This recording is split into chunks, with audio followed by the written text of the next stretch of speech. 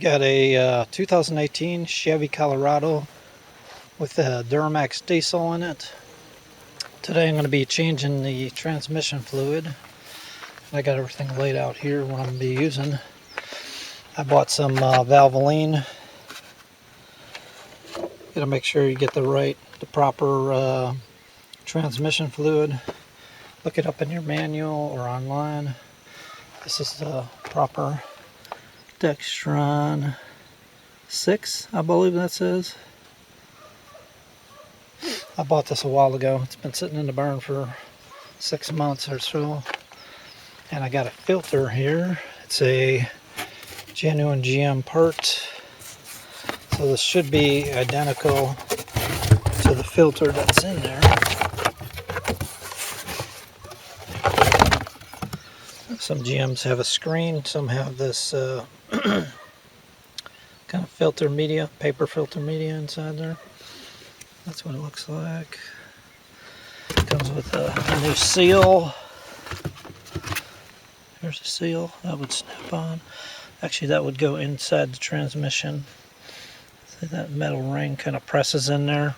You have to pry the other one out, and then you slip this. This goes into the seal. You push it up in there. So what I did, this is a while ago, I was getting prepared for this transmission fluid change, and I put a dipstick in. There's a plug towards the front of the transmission. I'll see if I can show you that. And I tied the transmission cable here. It's a Lokar transmission dipstick. It's kind of a universal, but it fits in that hole exactly. It looks like they were going to have a dipstick, but they never put one on.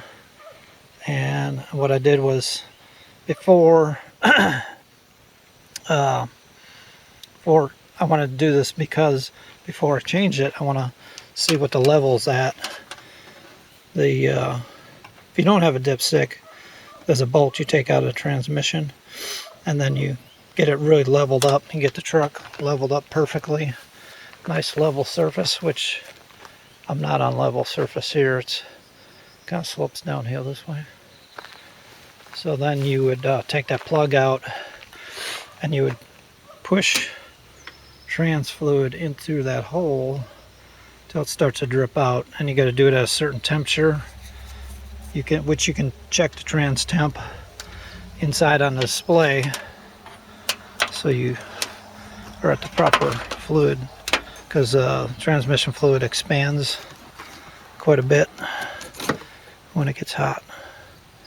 So what I do is check it, and then I'm going to refill it to the same exact level on the dipstick, which just so happened when I got this truck perfectly level and I put this on there, there's a mark on the dipstick.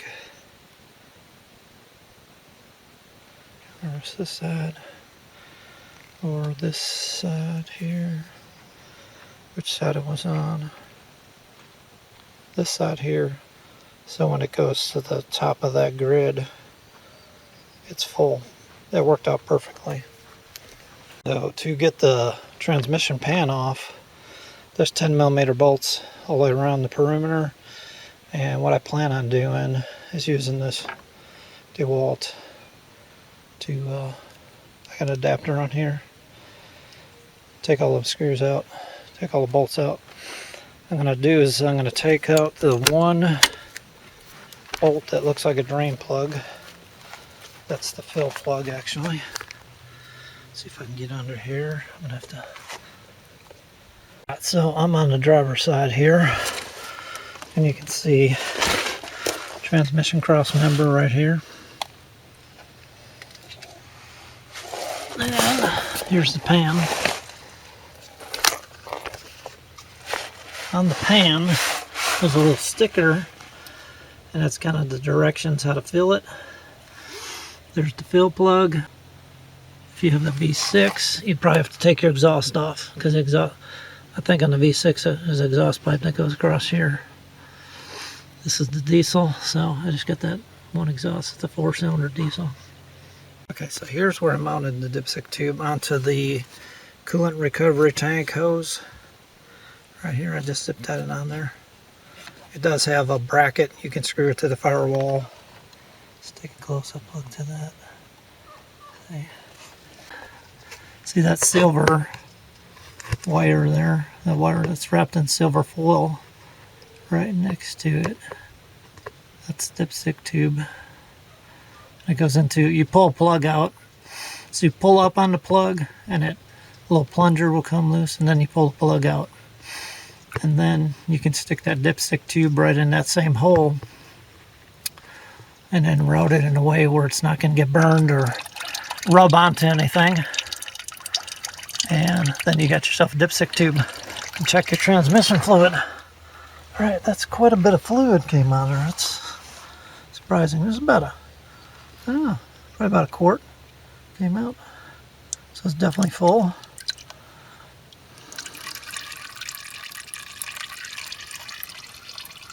We're kind of at a critical point here. So I've got 2 bolts left in the front here. Let's see if you can see that. Up in the front. 2 left. They're loose. And then got 2 in the back.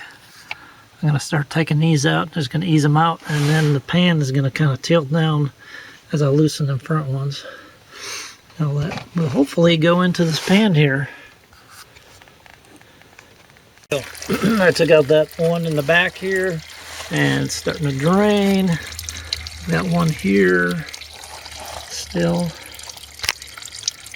I'm gonna take that one out the rest of the way and it's gonna flop pretty good. Let's see if I can position this camera in a way I can keep on working. See that?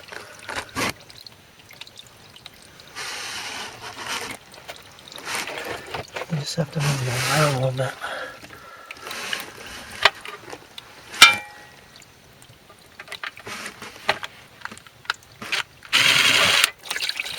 There she goes. Chip in quite a bit. But I still got those 2 in the front holding it. So you can see the whole pan is tilted. See that? Tilted away. And just let that drain, and then I'm going to do is I'll hand loosen those 2 in the front, and then I'll kind of have to ease the pan down to the ground. So it looks like there's not a whole lot of fluid in there, because I took out 1 quart already, taking the fill plug out, and I'd say there's another 2 quarts maybe in there, and then whatever's left in the pan. I'm going to loosen those a little bit at a time, and then the pan's going to slowly tilt in the back here a little more, and most of that fluid will come out of the pan then. It's a little messy doing it this way, but it's the easiest way really, if you think about it. Okay, so here's the pan. There's a magnet. It looks like it's got a little bit of metal on it, not terrible. This truck has 80,000 miles on it, so you can see how dirty. It's pretty dirty. It's kind of dark, on the dark side. Still pinkish, reddish. It's kind of like a dark red, really. Definitely need changing.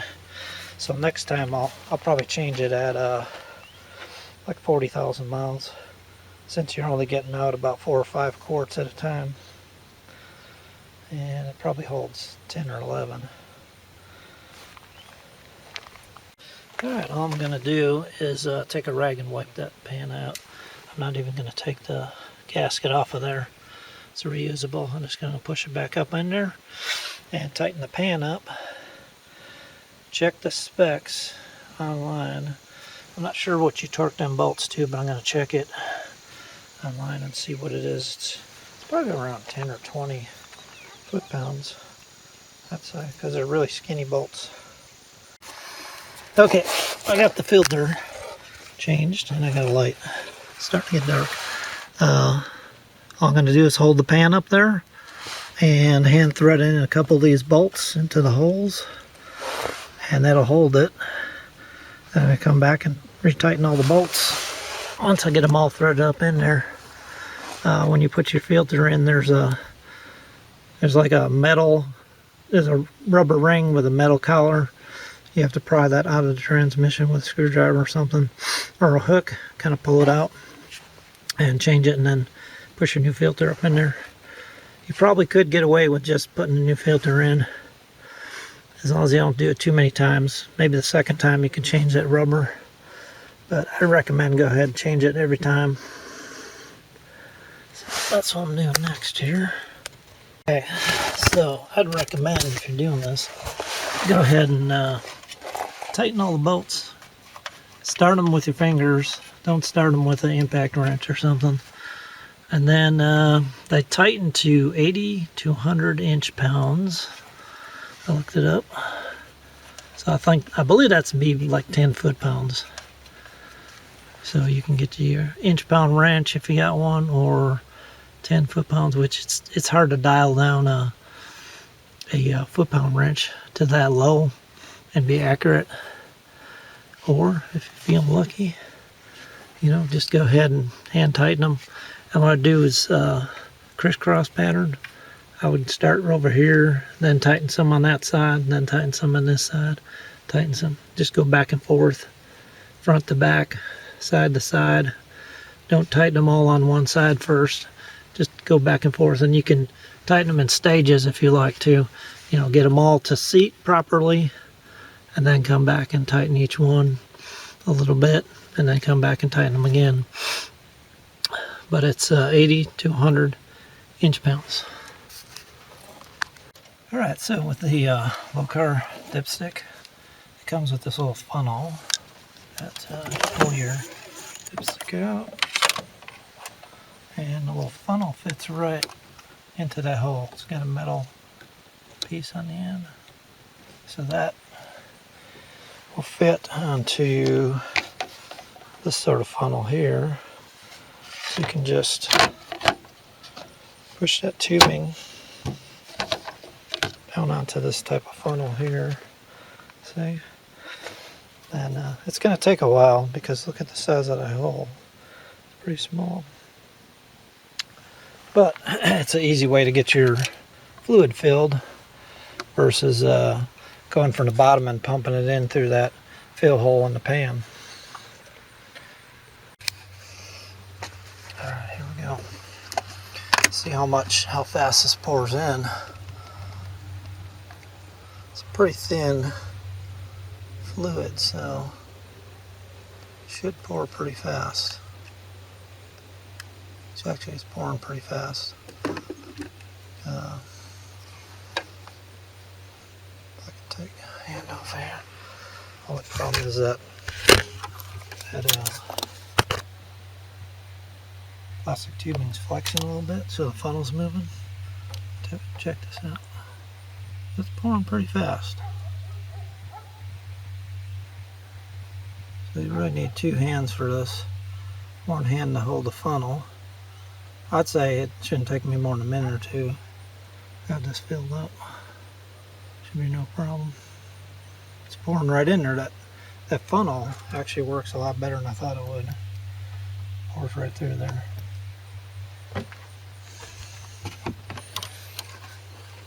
I just went ahead and put a whole gallon of transmission fluid in there, since about 4 to 5 quarts came out.